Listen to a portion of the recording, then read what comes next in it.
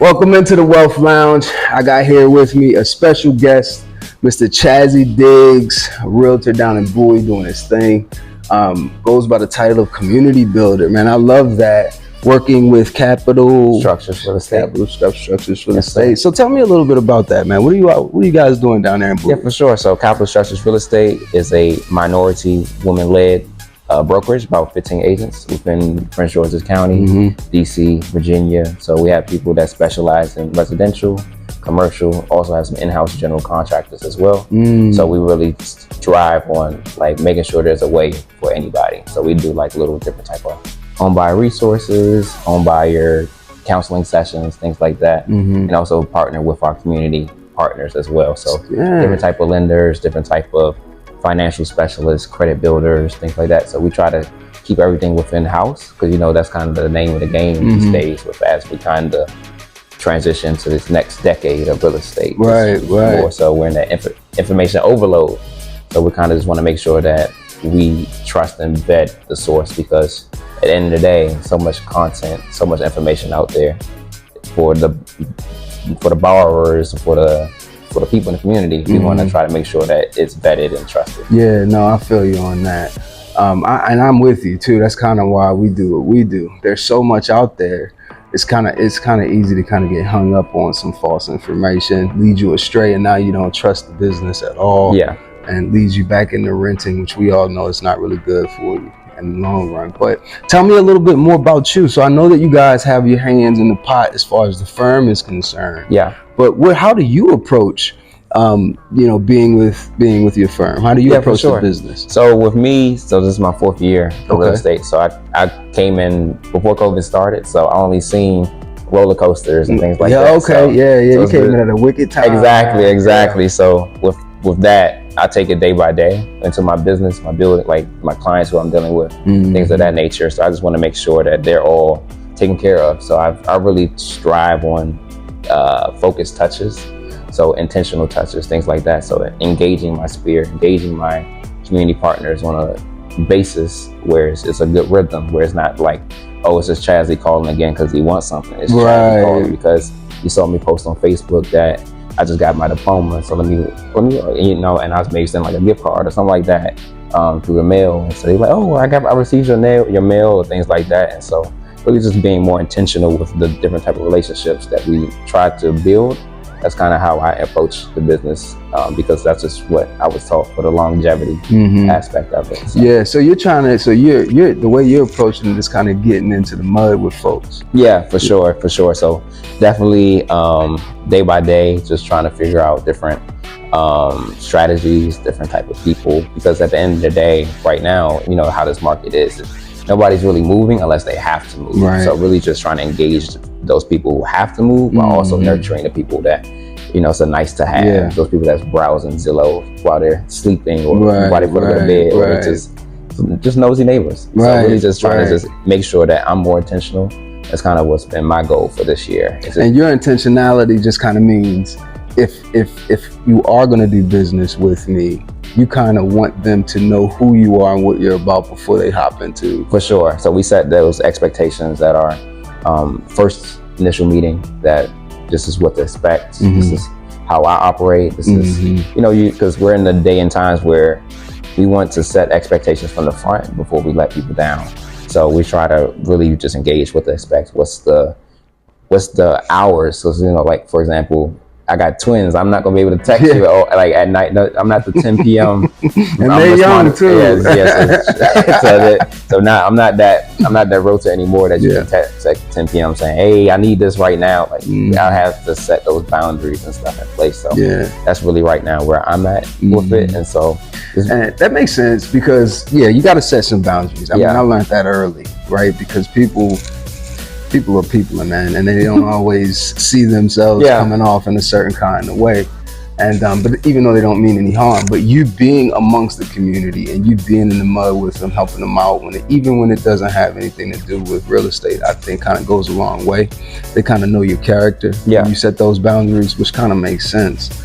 So tell me a little bit more about Chazi, man. So I know that you're loving on this community thing, right? But what moved you into this business? Yeah, for sure. So what moved me into this business was I started out in politics. So I started out after I graduated from Towson University in 2017. I started out working for a council member in Prince George's County. Oh, okay. And so one of the things that I would see was just people coming into the office with so many big ideas about community development, community partnerships, and the zoning and like different type of processes, things like that.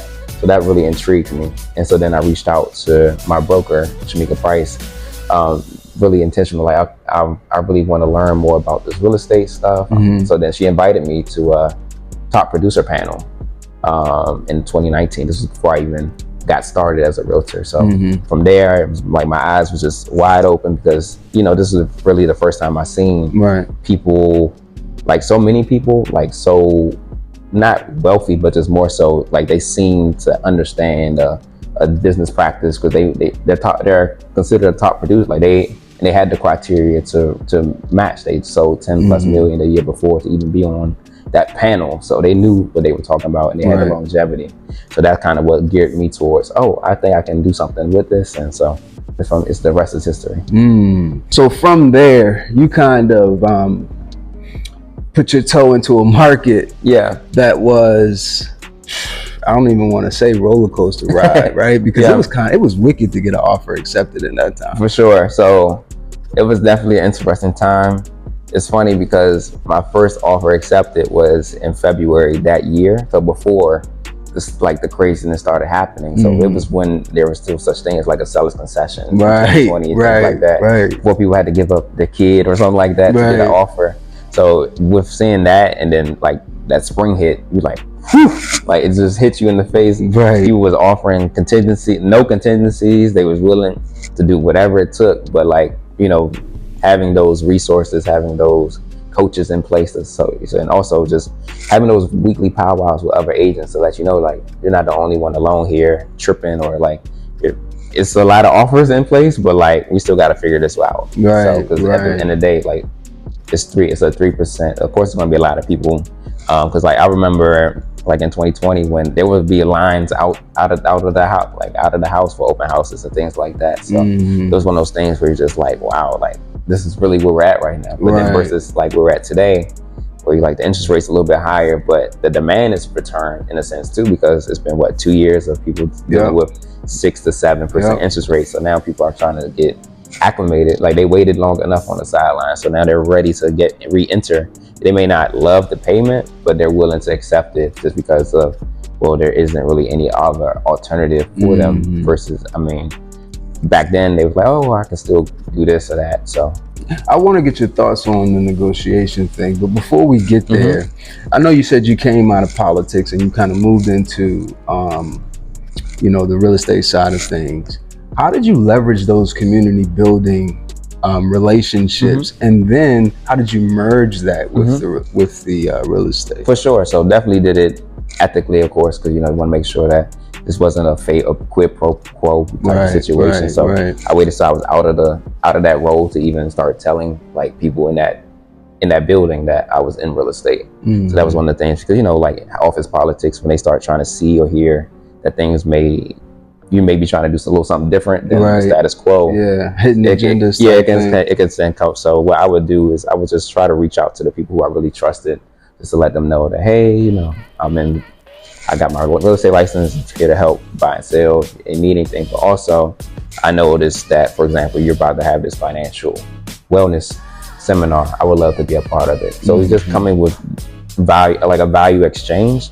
From early on, like that was always one of my big things. So I remember one time I even did like I did a keynote speech for, it was like 7th or 8th graders, and so they were transitioning on in their nonprofit. It was like from like a Boys to Men kind of situation. So I came to speech and I talked about like just being your community mayor.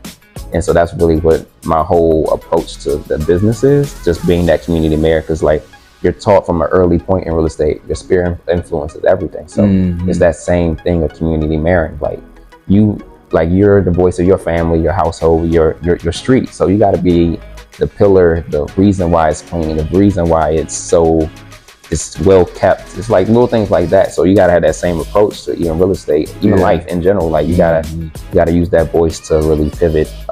No, I agree with you wholeheartedly.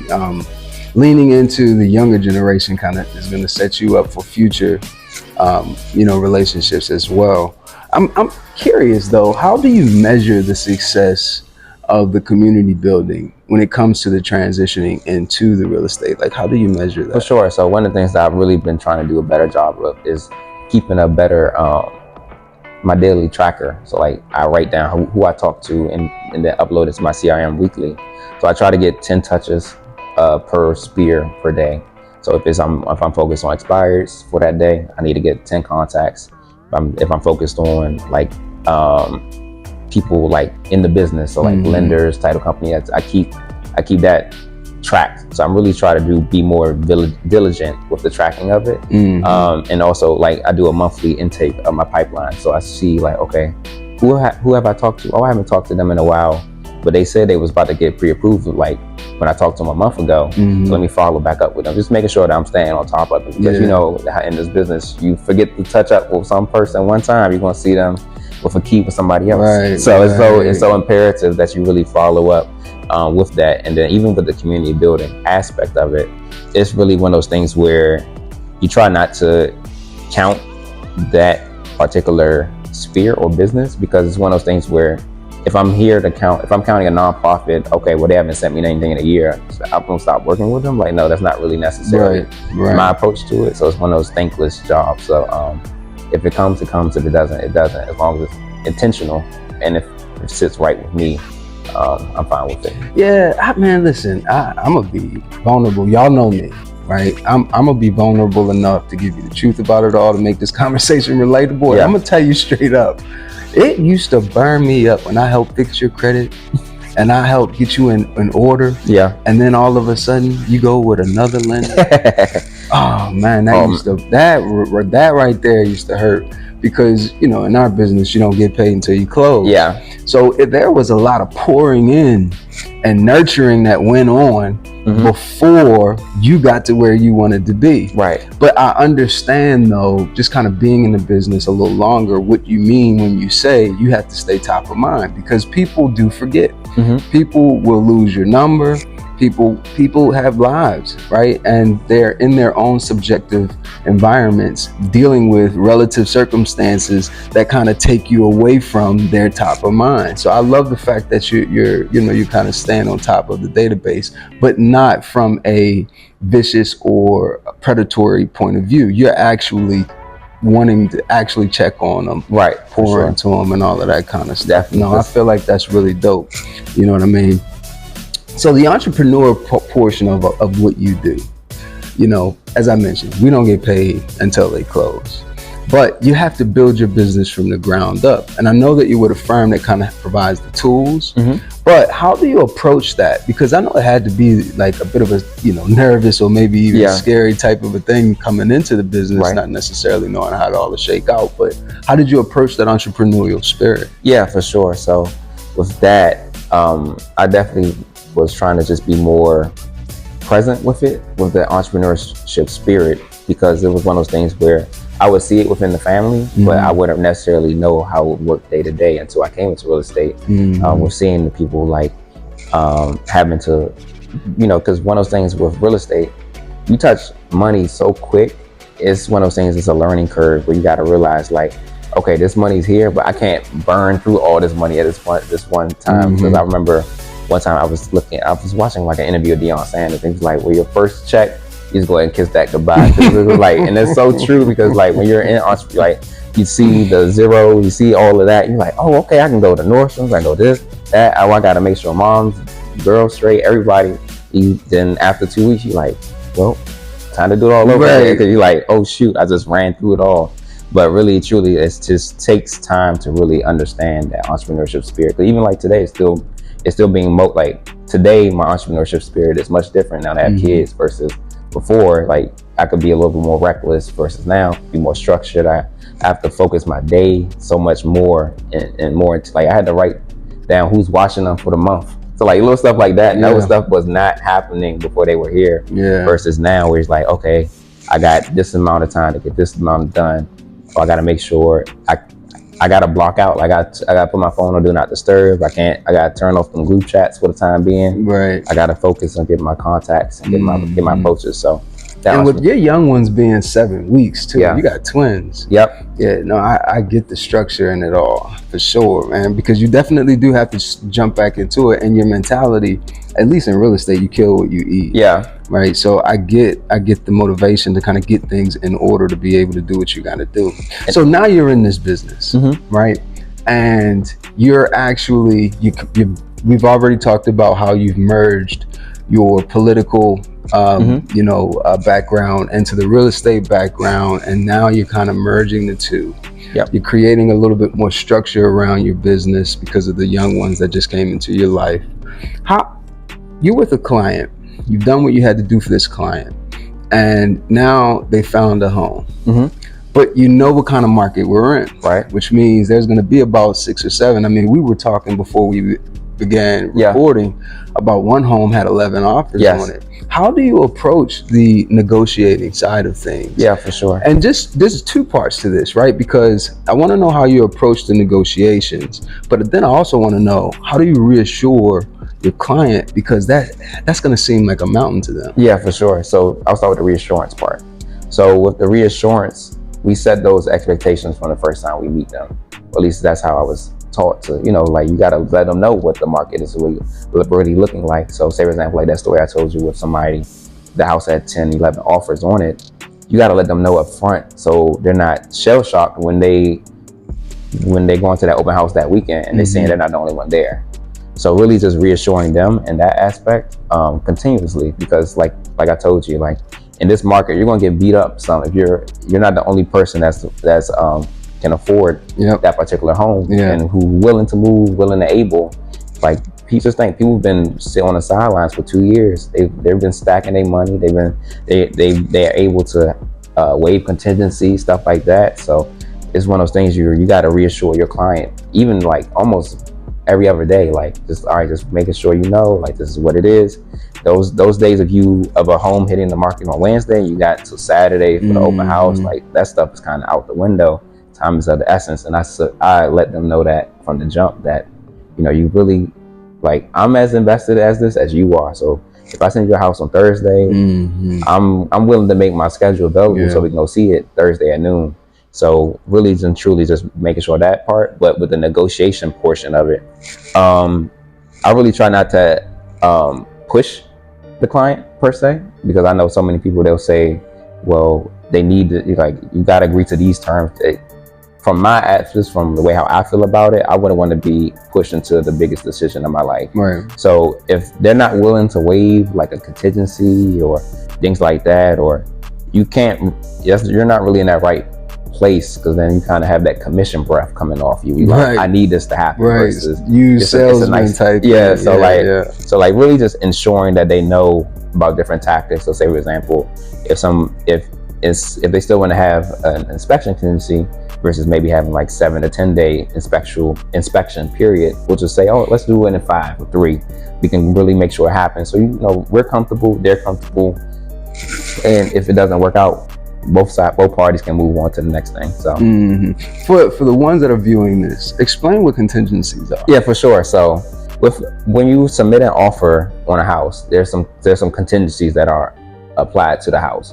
So there's some things called like the inspection contingency, the appraisal contingency, financial contingency, things of that nature that make sure that you qualify for the home and that you're comfortable moving forward with the home. So I mentioned the inspection contingency. So what happens is, in the process, after your offer is accepted, you have a certain amount of time to approve or disapprove the house, because both of you guys are on set deadlines. Right. You guys, say for example, if it's the 1st, you guys literally have until the 30th, because that seller does not want to pay another month of mortgage, and they want to make sure that, okay, if it's the 4th or 5th, how we looking? Or like as we get later in the month, they want to make sure that they can still close on that 30th, because they already spent that money for next month somewhere else anyway. So just want to make sure that they're aware of that. So so those contingencies are really, really a big aspect of the home buyer purchase. And I think sometimes it's also dependent on the risk tolerance, I would say, of that particular buyer.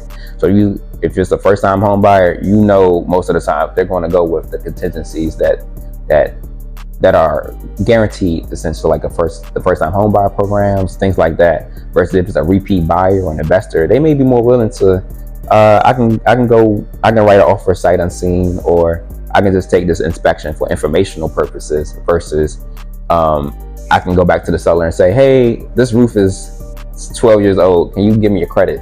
An investor or second time home buyer, they may not even ask for that, because they're comfortable. They know what it's like they know how much it costs to repair a roof. They know how much, they know roof guy, like things like that. So yeah, that's interesting that you mentioned that, because I know a lot of people, there's some people feel like you should never pass up an inspection, and then there's some people that feel like they're a little bit more knowledgeable, they can work their way around the problem. It's interesting you touched on that a little bit there, because it kind of sets the understanding for both types of clients. Yeah, which tells me your clients. How much do you put into that part of your business? For sure. So I remember, I do this probably yearly. I have like a particular type of persona or client, or what type, like, you're in content. So what I would do, I would look at like the top clients, like the top influencers or whatever. And I was like, okay, well, they have like 1 million followers, they have 2 million. What do they do? What do they like? What's their, so like, I remember like last year, I would write like Wallow 267. I would watch a lot of his videos. I watched Sarah Jakes Roberts video, TD Jakes. Yeah. Like great orators. Sarah's my girl. Yeah, shout out to Sarah. So like just having those different type of knowledge, and like, okay, well, these people get reshared almost daily. What do they do? What do they do differently? So I take that same kind of approach to that particular type of buyer, because you think like, what, and also just engaging with them as well. Because say for example, if I had a first time home buyer, but a first time home buyer and a first time home buyer with helicopter parents, it's two different things. It's a two different kind of thing. Right. Like it's a whole different transaction, because you're on the lending side. So it's like you got to make sure that one, you beat the age thing, because they're going to look at you like, okay, well, you're my daughter's age, my son's age. You're not really in this business, that you got to really make sure you know what you're talking about, your presentations, things like that. And you got to be willing to be on speakerphone a lot. Yes. So versus if somebody's first time home buyer, it's just them, like they're the primary decision maker. You have that same type of approach, but you also can be a little bit more conversational, because they're in your age range. So you're like, yeah, that house ain't it. Right. If you say that with a helicopter parent, it'd be like, this ain't really too professional.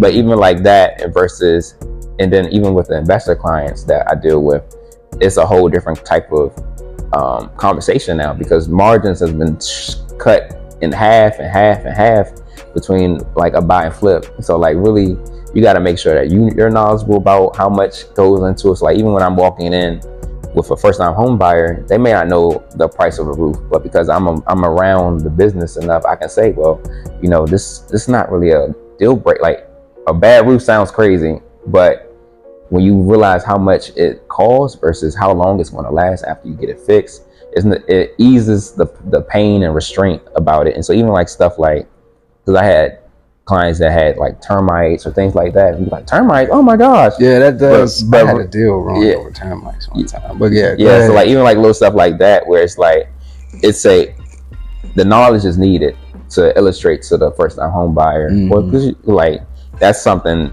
we're talking about, foundation. Like we're talking about something like, but really and truly, it can be remediated with $1,000. But a lot of people don't really know that. They just say termite. Oh my God, I don't want the house anymore. Right. Versus it's a quick fix, and you just gotta deal. If you really, really want the house, that's really what it is. Right.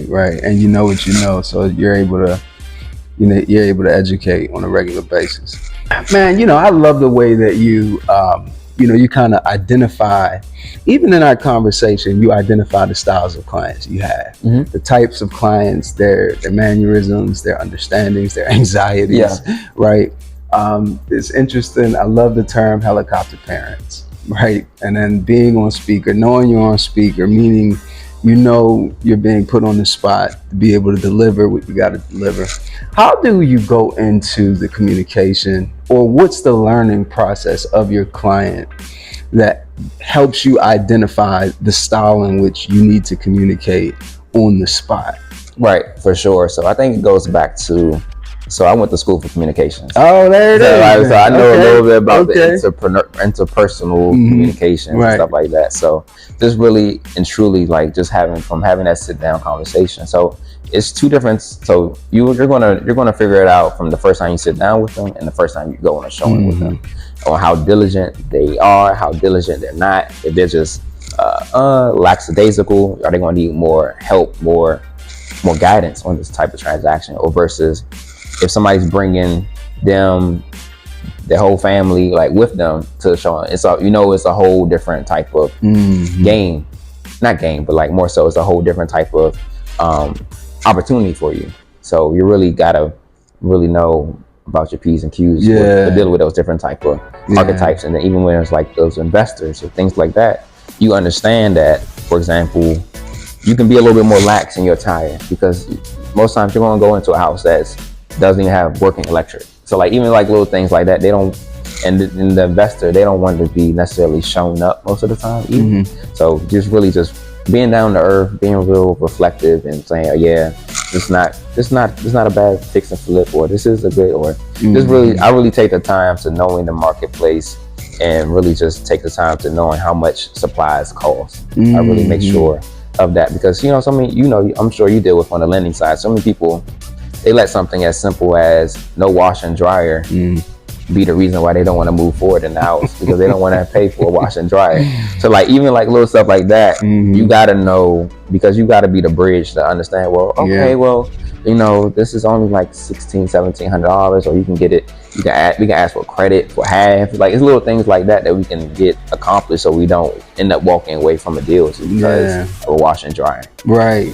No, I agree with you. And the audacity of some of you first-time home buyers, right? And I say that with love, because there are things that we see in the market that you don't quite see, right? And we're able to kind of actually judge in the moments off of what we know about the challenges we're facing in this market. Speaking of which, what are you seeing? What kind of challenges are you seeing right now in the market that you work in? I know you work in the Bowie area, Pittsburgh County area, all that kind of stuff. Where are you seeing? Yeah, so I see from day to day is lack of inventory. That's literally the key portion of it. I don't really see how that can really be improved upon just yet, right? Because it's still like, just think you have all those people who are sitting with 5 or 6 with so much equity, but they don't really have nowhere to go. So it's kind of one of those things where, okay, well, where can I guide them? So that's kind of like my approach is going to be the next 6 months. So say, for example, if you have somebody to say, oh, I want to live out here near Canton, okay, I want a nice 2-bedroom, 3-bedroom, like 3-bedroom, 2-bath. My approach used to be, okay, I'll just wait for a home to come on the market and then I'll send it to you. Versus now it's like a more of a targeted approach with, okay, well, let me go look through my database. Let me see who's been owning over there for X amount of years, who has a certain amount of equity. So then you can go to their door with it's a much more appealing conversation with that versus a wait and see. And I think that's kind of right now, that was the reality for a lot of people. That's like, you see the stats, people are starting to leave the industry because it's one of those things where that wait and see mentality can only get you but so far. And now it's like you can't post away and hope for the best. You gotta really be more diligent in your day-to-day actions. You can't just say, oh, I posted 5 reels this week, it's cool, hopefully somebody come, hopefully somebody don't. Like now it's so much more to it than that now, where it's like you really got to be in the weeds, in the trenches with it, because it's a proven strategy. Like, just think 20 years ago, there was no reels, there was no TikTok. Like, people was really pounding the pavement, and they was making 20 million volume, things like that, just from doing client engagements, doing outreach. Like, these are tried and true and proven methods. And if you're trying to find home sellers, people who you can cater to your buyers, they're not always on Instagram, they're not always on TikTok. So you really gotta just be in the field with it. And so that's kind of like my mentality is of it now. You gotta really be like, it's a great tool. Like social media is a great tool to have as your tool belt, but it can't be your only pillar in today's marketplace. I think because so many people do it too. So it's like, I agree. I think, getting amongst people and listen, I think one of the things I think are truly underestimated in our day and age, and partly because of COVID, we've lost the importance of energy.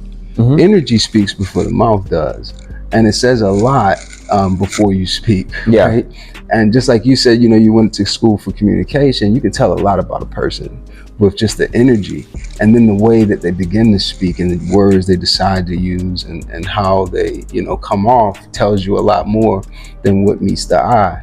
And I agree with you, being amongst people, having them learn your energy, your communication style, your resolve, what your wisdom, that goes a long way. And you can't always tell that over social media. No, I agree with you. That actually takes me into my next question. As you navigate this market and as you communicate with your different styles of clients, how do you approach the contractual side of things, right? What do you want? I guess a better question would be, what do you want buyers to know about the contractual portion of the deal? Okay. So with that, what I want them to know about the contractual side of the deal is that one is binding. There's so many in our day and age, people think that, okay, we can write it doesn't matter versus, and so like, it's a verbal, it's a real commitment versus, because I had one time before, I had somebody write on a house, we got awarded the house, they slept on it, they woke up, they said, I don't want this house no more. So then they signed the contract. We signed all the addendums, we signed everything, we got it done, but then that next day, I don't got it in me. But luckily, there are ways that you can maneuver out of it, but it's not really it's a nice to have. It's not a must have type of way. So, because if you're a seller, you had every anticipation of moving forward with that deal. And so even with that, going back to the contractual side of it, you just got to really let people know. Because even sometimes you hear in the marketplace, people scared to give out the buyer agency agreement. People are afraid to get it signed. We're in the profession where nobody gets compensated until at least that is even signed. So people think, so what I tend to do is okay, you get a one showing rule. So you get one time with no agencies or no agreements in place. Then after that, it's either are you're locking in with me, or are we going to pump the brakes? What's going on? Right. So really and truly just making sure that, but that took time though. That took time and practice and knowledge and understanding about what I want for my business. I don't want to be the person that's taking somebody out every weekend and they find somebody else, then they realize their cousin is in real estate, so then they go with the cousin and you found them the house, and then now oh, I was recording calls, but you're scared, you're timid to press the issue where you was well, I'm the reason you even know about this house because you use mine. But that's a whole nother story.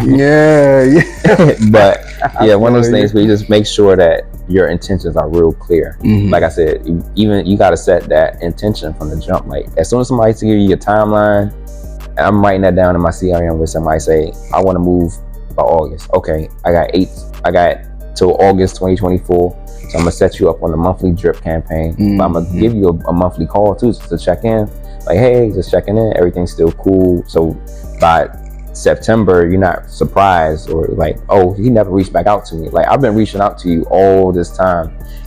So really just making sure that I'm being diligent. That. And just to be clear for everyone that might be tuning in, explain to them what binding actually means. So whenever somebody signs a buyer agency agreement, it's a binding contract. It's two parties mutually agree. So if me and Ryan locked in, I give him my buyer agency agreement. I let him know, okay, well, this somebody say we's married now. Like you get like it's legal. It's legal. Like we're that, like we have that locked into place.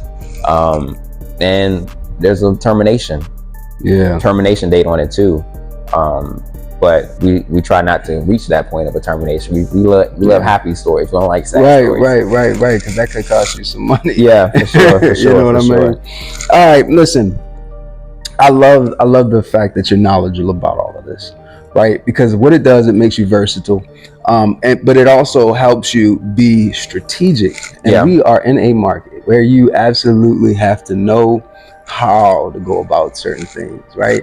Just chopping at a tree and you're not really getting anywhere is really gonna bug you out. But if you actually know the angle to start hitting the tree, not only will you knock it down a little bit more easier, but you're intentional with your time and you can move on to the next, which is dope. But talk to me just a little bit real quick as we kind of wrap this up here, how you're merging the community to your buyers, to the real estate side, and then what's that one success story that just hit you in your heart and just said to you, all right, I'm doing what I'm supposed to be doing. For sure. So like just going back to it, you want me to give you the success story first, or you want me to give you how does your success story end up with? Because the way I envisioned it, and I guess maybe I'm kind of putting my experience. I don't want to project my experiences on you, but it kind of only seems right. I mean, you're in the community, for sure. So you would just think, just giving all that you've already explained to me, that one of those success stories would kind of go from the merger from what you've done in the political side, getting into the community, and then being a real estate agent, and then that kind of being that purposeful moment. For sure. So I think about it from like just the overall business planning of it. I think of it like a funnel. So I think the top of the funnel is the community building, and then it breaks down to somebody. So say for example, we're about to might have a couple events lined up for the spring. So it's like a re-entry into, because I took a little unofficial paternity leave. You got to, so I took really just like a re-entry into it. So I have like different type of events lined up. So what I'm doing is I'm partnering up with local nonprofits or local businesses, like, hey, like, okay, I'm coming by, or even something as simple as like teachers. I'm coming to your teacher lounge. I'm coming with somebody. I'm coming to educate you on. I'm bringing you food for once. You're getting a free meal, but other than that, you're getting learning about the community heroes programs or things like that, where people, and also just sitting down with those people and saying, okay, well, what's going, like, how is it like? Are the kids really that bad, or what's going on? They are bad. They are bad,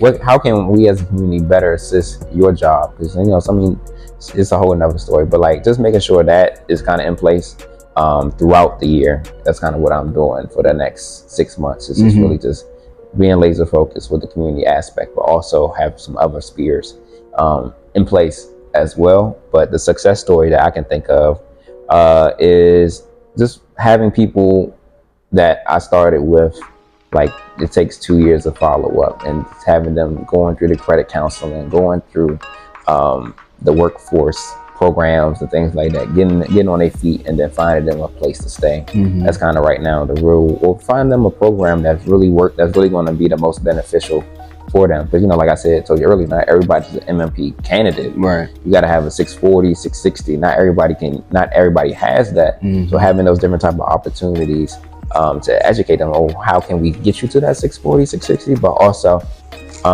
if you're credit challenged and you need some place to stay, there are other alternatives that we may not. It's going to take a little longer. It's going, like the NACAs in the world, things like that. It's going to take a little longer. But if I'm as, like I told you earlier, I'm as committed as the client is committed. So if you're committed to, you're giving me the monthly check-ins, and they're saying, oh, I did this, I paid this off, X, Y, Z. I'm gonna keep on being invested in you, because like I can't be more of a cheerleader than you are yourself. So really and truly, that's where I'm at with it. But like, the next step I would say after that is I really want to be more intentional with like the Job Corps of the world. So like making sure that, because one of the things that we get in this profession of, there's a house for everybody, but not necessarily if somebody's on hourly or somebody's making $40,000-$50,000. it's really is a tough time for them to really be able to afford a home.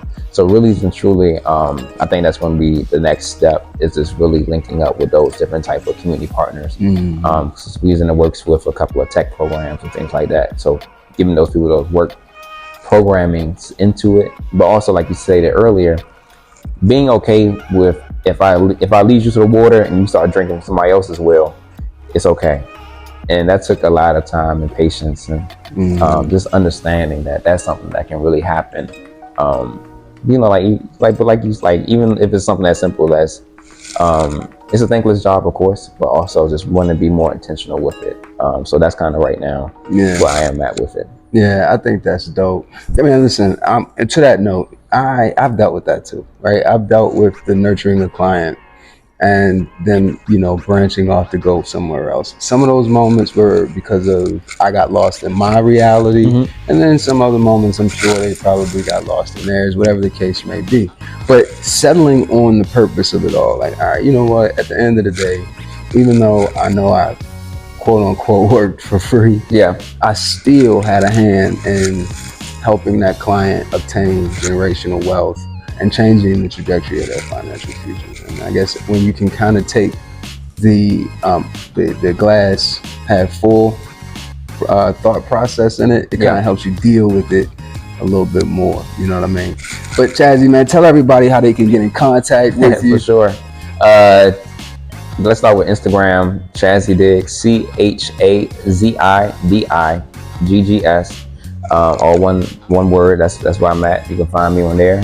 My best contact number is 202-813-1998. That's my business line, so you will go right into. I always check it throughout the day, so I'm always a phone call away. And of course, if anybody else, y'all can find me. I'm the only Chaz you probably gonna know. Gonna meet, and that's my real name too. I know a lot of times people are like, "Is that your real name?" So I'll be having to show my driver's license. I ain't gonna lie, I thought that too. It's all good. You're not the only person. When I first reached out, I was like, man, let me just go ahead and say, it's all good. It's all good. But listen to me, man. Listen, this guy's knowledgeable. He knows what he's doing, and he understands his market. He understands his clientele, and the advice that you're gonna give him, the wisdom and what he's going to communicate with you throughout the process is second to none. So tap in. Just don't call him after 10 o'clock. Thanks, Brian.